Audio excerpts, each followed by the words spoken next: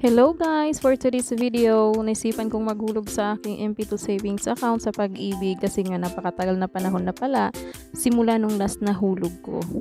So ayan, nagpakashin muna ako ng 1K. Ititira ko yung 500 kasi nga baka may magpa-load sa akin. So ayan, i-open mo lamang yung bills at pupunta ka sa government. Ayan.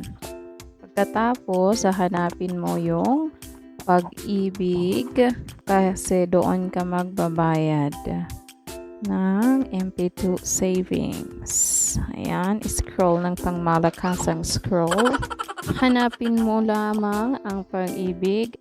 Pagkatapos sa labas yung ganitong format, ayan, i-enter mo lamang yung amount, type MP2 savings at paste mo yung account number at ilalagay mo ang period covered from, so January yung nilagay ko since ngayon naman ako maghuhulog na buwan. Pagkatapos siguraduhin mong tama ang information na inilagay mo bago ka mag-confirm at huwag kalimutang magsisave ng resibo for future purposes. Napakadali lamang po na magbayad ng Pag-ibig MP2 savings sa GCash. So, hintayin mo lamang mga 2 to 3 working days para mag-appear sa yung virtual Pag-ibig account.